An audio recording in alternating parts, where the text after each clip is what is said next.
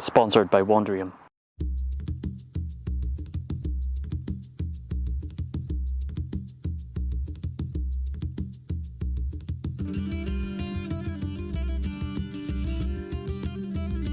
Shelter, water, fire, and food. Our survival priorities have remained constant, but exactly how we have met them has changed throughout history. Over the past 4 years, I've been researching and experimenting with how our 17th century Highland ancestors met their needs while travelling in the wildlands of Scotland. And in June of 2021, I put all I had learned, made, and acquired to my biggest test so far, embarking on a 4-day expedition across remote and varied terrain in the Highlands, experiencing rain, heat, cold, biting insects, and broken shoes. In this video, I'll do a full rundown of everything I took with me, from the clothes I wore, to the equipment carried, the food I ate, and how I organised everything I needed into a rugged, multifunctional, comfortable, and lightweight package. As I'll go, I'll share what I learned, what surprised me, and what I'd do differently next time. So, stay tuned.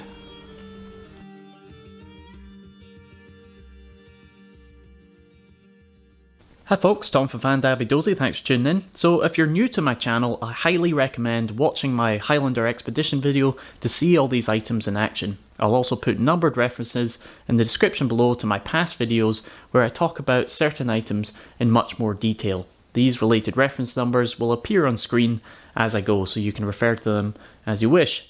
Now some of the kit will be similar to my previous rundown video, but over the 2 years since filming that, I have vastly improved and streamlined all the equipment with many new additions to the kit. Now keep in mind that, like with all my videos, I try my best to base the equipment from historical references, but there's still just so much we just don't know. So I fill in the gaps with the attitude of, what would I do with the materials that were available to the average 17th century Highlander? I then test and adjust from there. Now this journey of rekindling ancestral knowledge is a never-ending one, so hit that subscribe button and learn along with me in my monthly videos. If you want more content, behind the scenes videos and learning resources, then consider supporting me on Patreon.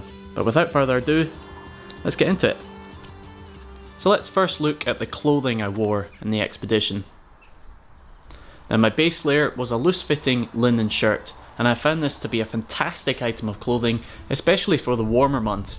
It's super comfortable, dries quickly, it provides protection from the sun, yet plenty of ventilation to keep you cool. My next layer was a sheepskin waistcoat, and although it's quite heavy and bulky for its size, it works great to keep your core warm. Next was a thick wool jacket, which I made by simply modifying a modern kilt jacket to have a more functional collar. It sits quite high, so the belt and pockets of the plaid can sit comfortably underneath it, and although it's not fully waterproof, it still provides great thermal qualities when wet. On my head I wore my trusty Highland bonnet, or bonnage in Gaelic. It's made from densely woven thick wool and can be worn as a cap against the sun, off the back of your neck, acting like a hood for the rain, or over your ears to keep you warm at night. Around my neck, a linen cloth that has so many uses beyond just keeping my neck warm. It can be used as a midge net, a bandana, a way to keep the sun off you, a towel, a makeshift belt bag, or in an emergency, a bandage, a sling, or you can make char cloth to help me light fires. On my hands I wore leather gloves, which didn't work great when soaking wet, but I've used woolen mittens in my past winter videos. For most of the expedition I went bare-legged under my plaid, which from historical references seems to be what Highlanders did most of the time. However, I'll admit I'm not as tough as them, so when it was cold or when I was walking through areas with lots of midges and ticks, I wore linen trousers, and again I would probably replace these with woolen ones in the winter months. On my feet I wore thick wool socks held up by scraps of linen, as well as handmade deerskin shoes, which I've got a video showing how I made them. Now these would have traditionally been made from cowhide, which would have been better and more durable, but I use deer as it's easier for me to get my hands on. Now in the past, spear shoes would have either been made on the road or carried with them.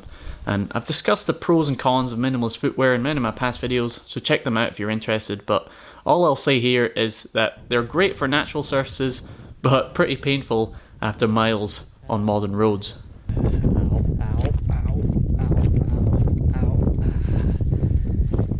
My final item of clothing was the awesomely multifunctional great kilt, known by many other names such as plaid or plaid. Now I've explored this item of clothing in great detail in many of my past videos, and I've experimented with different lengths and weight of wool fabric. Now up till now I've typically gone for plaids around 5 meters long and 1.5 meters wide in 100% heavyweight wool fabric. But what I've found so far is that there's always trade-offs between how comfy it is to wear and its water shedding and thermal qualities. Now I ended up going for this medium weight brown plaid at 4 meters long for a few reasons. One, I was following a description of a 17th century drover that described them wearing brown and white checkered plaids. And two, on the run up to this expedition, I was primarily concerned with overheating and comfort while hiking in midsummer, so this plaid best suited that. However, as I'll discuss at the end of this video, I might do things differently next time. That said, this is a beautiful and comfortable plaid that I became very attached to after days of walking and sleeping in it. I primarily wore it in the over-the-shoulder configuration, secured by a leather tie and pinned at the knee with a brass kilt pin. So now onto the equipment I carried. Now my primary cutting tool was my trusty Fandabi survival ski and do, which is based off historical designs with my own twist. I generally wear it like a ski and achlish by my armpit. My belt kit consisted of a leather sporran containing my flint, steel, char tin, spoon and blanket pin. Also a leather tinder pouch containing dry grass and plant material to assist me with lighting fires. As well as my dirt dagger, which I only wore for historical accuracy. All was threaded on a wool sash, which I find more comfortable than a leather belt. I based a lot of my kit on the description of Highland rovers I found from 1723, and it described them as carrying basket-hilted broadswords. Now the broadsword itself is a Burnet basket hilt with a Stirling style basket. It was modified by Thomas McConnell from Carnage Claymores to have a blunt, practice Hema blade fitted, giving it a more realistic weight and balance. This is the first time I've carried such a thing on an expedition before, and although I felt pretty cool wearing it, I wasn't looking forward to carrying the extra weight. However, I used this thick leather baldric and scabbard to my advantage. With the help of a couple of leather straps, I used it to carry my sheepskin sleeping mat and strap clothing when not in use. There was a limit to how much I could carry on it, but by balancing equipment on the sword and in the back pocket of my plaid, I could distribute the weight onto both shoulders, carrying everything more comfortably. With a little cushioning from some moss on my plaid, I also used my sword as my pillow at night. Highlander, I use my sword as a pillow. The total weight of the sword, scabbard, baldric and sleeping mat was 3 kilograms. In the past, I've experimented with different methods of carry, including blanket roll, basket pack, but for this expedition, I wanted something simple, lightweight and waterproof. So I made a small pack from a bog-tanned sheep case hide with bog-tanned deer hide straps and a deer antler buckle. Waterproofed with a mix of beeswax and animal fat.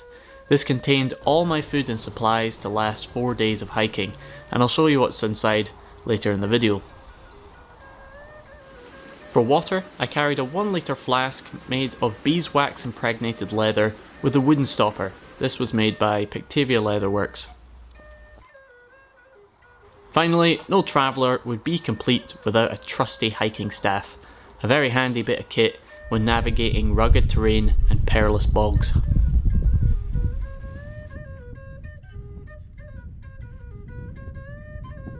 Now onto my backpack contents, but before that, first a shout out to the people who made all this work possible. Are you interested in Celtic history, Norse mythology, historical recipes? Want a free trial to learn about all these topics and pretty much any subject under the sun? Well, click the link below and try out Wandrium, and you can learn a ton and it helps support my work. Wandrium is the rebrand of the Great Courses Plus, and it's basically the Netflix of learning, but now with even more courses to choose from. On one subscription you get access to thousands of courses on pretty much any subject you can think of, from science, music, history, philosophy, relationship advice, building a business, you name it, they've got it. There's no homework or tests, you just learn whatever you want, whenever you want. Subjects are given by experts in their field from Ivy League universities or organisations like National Geographic, and content is updated monthly. They even do dedicated monthly topics. For example, this month of February, they are focusing on Black History and Valentine's Day. My favourite thing about it is you can download the audio of the lectures onto your phone, so you can listen to it whenever you want. I also like the university style of lectures, as it gives you a great academic background, a non-biased viewpoint, and context for every subject. Some past courses I've enjoyed include the Celtic World, Surviving Any Disaster, and Cooking Across the Ages, as well as Real Zen for real life. So you can try it out for free by going to wandrium.com/fandabidozi or click the link in the description below. It helps support my videos, plus you can learn about anything really. So back to this backpack. Now let's first look at the food I carried, how I carried it, and my thinking behind each item. Now in the early days of Fandabi Dozi, a main theme of my adventures was going with little or no food, and one of the main things I learned from these trips is you spend almost your entire day trying to forage or catch a meagre meal. So going into this expedition, I wanted to experience the journey and not spend all my time fishing and foraging. I knew I would need a lot of energy when hiking long distance and rough terrain, but I wanted to meet my calorific and nutritional needs with authentic historical food, while still keeping everything as light as possible. I carried my food either in pouches made from cow stomachs, tanned in oak bark, or in food wraps of linen soaked in beeswax. My first stomach pouch contained a snack of dried wild blueberries and pig nuts I foraged myself. I kept this in the pocket of my plaid so I could snack on them little and often as I walked. That's pretty good. Another pouch contained strips of venison I smoked myself after marinating it in salt and honey. This provided me with some protein and electrolytes, and I would eat a few strips every lunch and dinner. That's definitely good for morale. Another stomach contained my version of the Native American survival food known as pemmican, which is basically dried meat soaked in animal fat with some dried fruit. And although, as far as I'm aware, Highlanders didn't carry anything similar, I was intrigued by its long shelf life and its high calorie content for this particular expedition, so decided to carry it. It's weird, but it's good. Yeah, weird but good. Perfect way of describing that. Another pouch contained butter wrapped in dock leaves, which was a traditional way to carry it. Butter was a staple food for the Highlanders, and I used it to make my oat cakes less dry and more energy rich. This pouch was carried on a scallop shell that I could use to melt the butter, but also as a plate to eat from. Finally, I carried 4 food parcels, one for each day, each containing 2 oat cakes and 2 bannock breads, one sweet and one savoury. These were the staple travelling foods for Highland Rovers, and I have some past videos on how to make them. I was especially surprised by the bannock breads. They were so dense and filling that sometimes I didn't need to eat both in a day. They were tasty, they gave me lots of energy, and they could simply be eaten cold or broken up into hot water to make a sort of porridge. In terms of foraged food, the one thing Scotland is not short of is edible leafy vegetation, and I munched on a number of different plant species as I walked, providing me with some vitamins, minerals and fibre, and I believe the drovers of old would have done the same while travelling. So what else did I have in my trusty sheep pack? Well, I carried a copper cup that I used for cooking, and this was my educated guess as a lightweight cooking pot a Highlander could have carried in the 17th century. This also contained a pouch of sea salt and another pouch of chaga fungus I used to make tea. I also carried a repair kit containing needles made from bone and iron with linen and nettle cordage, as well as nettle fibres I could use as thread, and beeswax for waterproofing. I also had a stick of pine pitch glue you can use like a hot glue for repairing equipment. Along with this, I carried some extra leather in case I needed to repair my backpack or shoes. I had some spare wool socks and a spare pair of deerskin shoes, which I needed on day 2 after my first pair wore through.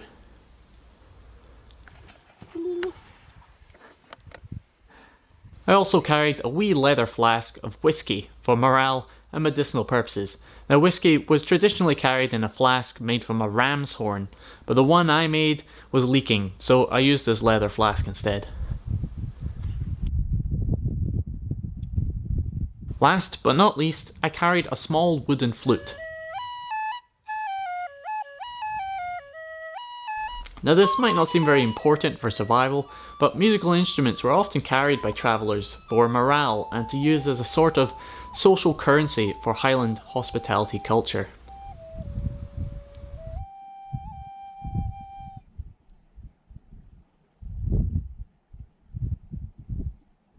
This backpack, full with all its supplies at the start of the journey, weighed about 4 kilograms. So this, plus my sword, full water bottle and all my clothing, weighed a total of about 12 kilograms, which was actually lighter than I first believed it would be.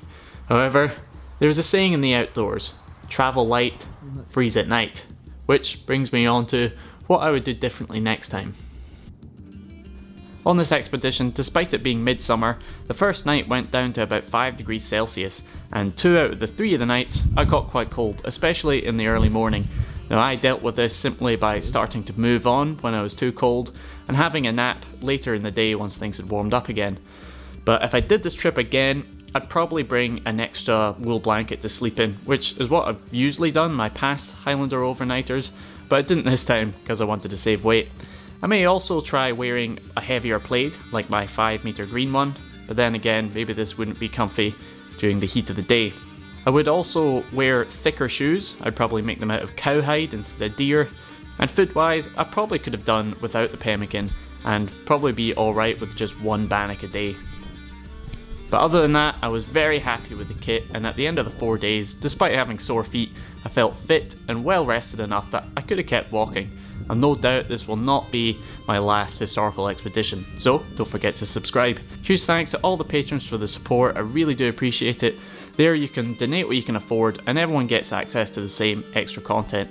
Also, huge thanks to Wandering for supporting this video as well as my many past videos. Please do click that link below, folks, as it helps me fund more work like this. Thanks so much for watching, and I'll be back with another video as soon as I can. Cheers.